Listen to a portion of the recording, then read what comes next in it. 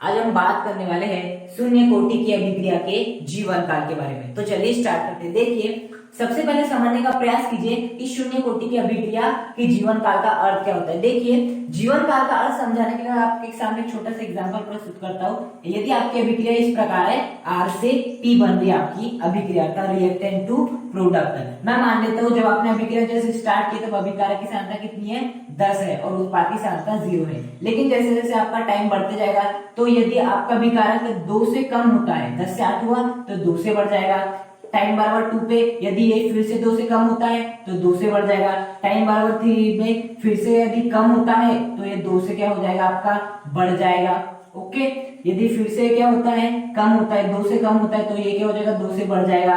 और टाइम बराबर 5 पर यदि ये 2 से कम होता है तो पूर्णतः क्या हो जाएगा, 0 हो जाएगा और जो आपका उत्पाद है वो क्या हो जाएगा, पूर्णतः निर्मित हो जाएगा। ओके, मतलब कि हम ऐसा कह सकते हैं कि टाइम बराबर 5 वो समय है जिसमें आपके अभिकारक की सांद्रता पूर्णतः 0 हो चुकी है और आपका उत्पाद पूरी तरह से निर्मित हो चुका है। और जैसे अभिकारक की सांद्रता पूर्णतः 0 हो गई है, उत्पाद पूरी तरह से निर्मित हो गया तो आपकी अभिक्रिया संपन्न हो गई है। और यदि अभिक्रिया संपन्न हो गई है तो इसे ही कहते हैं अभिक्रिया का जीवन काल, मतलब कि वह समय जिसमें अभिक्रिया आपकी पूरी तरह से समाप्त हो जाती है। जैसे कि यदि मैं अर्धायु काल की बात करूं तो अर्धायु काल क्या होता है, वह समय जिसमें अभिकारक की सांद्रता उसकी प्रारंभिक सांद्रता के आधी रह जाती है। माना कि कोई अभिक्रिया इस प्रकार से है कि R से P है और जो कुल इसमें अभिकारक की सांद्रता है वो कितनी है, 100 है। अब 100 से 50 होने में क्या होने में, 100 से 50 होने में जितना भी टाइम लग जाए, 100 से 50 होने में जितना भी टाइम लग जाए वही क्या कहलाता है, आपका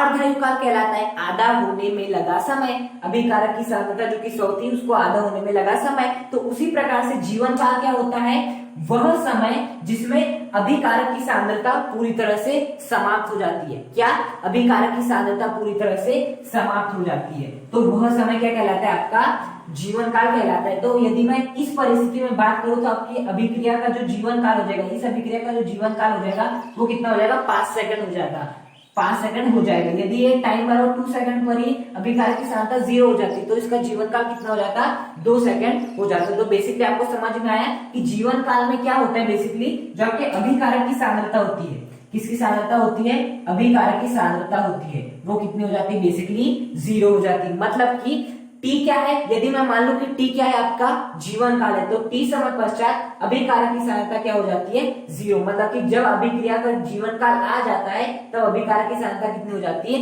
0 हो जाती है। मतलब एक नोट डाउन करने की बात है, कोई भी अभिक्रिया हो, चाहे शून्य कोटि की हो, प्रथम कोटि की हो, द्वितीय कोटि की हो, तृतीय कोटि की हो, जितने भी कोटि की हो, यदि जीवन काल की बात होती है तो RT का मान क्या हो जाता है, 0। मतलब कि T समय पश्चात यदि मैं T को जीवन काल मान लूं तो T समय पश्चात अभिकारक की सांद्रता कितनी हो जाती है, 0। इस स्थिति में जो आपका जीवन काल है वो कितना, आपका 5 सेकंड है। ओके, अब यदि मैं बात करूं, ये तो बेसिकली आपका एग्जांपल के रूप में हो गया कि इस अभिक्रिया का जीवन काल कितना आ गया, 5 सेकंड आ गया। लेकिन यदि मैं शून्य कोटि की अभिक्रिया की, कोई भी शून्य कोटि की अभिक्रिया हो, उसके यदि जीवन काल के बारे में अध्ययन करना चाहता हूं, है ना, तो उसके लिए मुझे एक फॉर्मूला लगेगा। तो उस फॉर्मूला को डेराइव करने के लिए हम क्या करेंगे, शून्य कोटि की अभिक्रिया के लिए जो समाकलित वेग समीकरण हमने डेराइव किए थे उसे हमें लिखना पड़ेगा। तो वो समीकरण क्या होता है हमारा, वो होता है RT इक्वल टू माइनस का KT प्लस R0। यही होता है आपका शून्य कोटि की अभिक्रिया के लिए समाकलित वेग समीकरण। शून्य कोटि की अभिक्रिया का है ये, शून्य कोटि की अभिक्रिया के लिए समाकलित वेग समीकरण।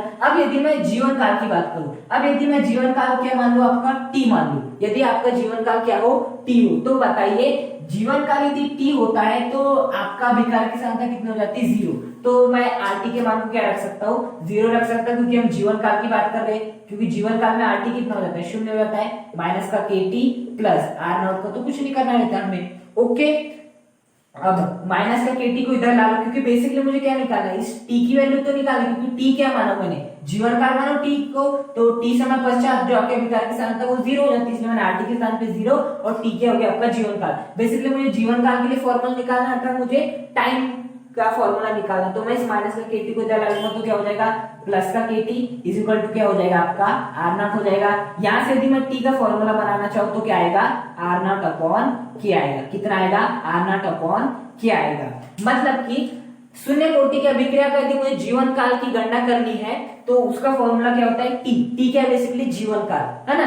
तो उसकी जैसे कि इस परिस्थिति में टी कितना था 5 सेकंड, और 5 सेकंड इस अभिक्रिया का जीवन काल था। तो कोई भी शून्य कोटि की अभिक्रिया उसका जीवन काल होता है आर नॉट अपॉन के, जहां पर के होता है आपका वेग स्थिरांक और आर नॉट होता है अभिकारक की प्रारंभिक सांद्रता। ओके, तो इस प्रकार से हमने शून्य कोटि की अभिक्रिया के जीवन काल के बारे में अध्ययन किए। नेक्स्ट वीडियो में हम प्रथम कोटि की अभिक्रिया के जीवन काल के बारे में अध्ययन करेंगे। यदि आपको वीडियो पसंद आए तो वीडियो को लाइक करें, चैनल को सब्सक्राइब करें और कमेंट करके मुझे बताएं कि आपको वीडियो कैसा लगा।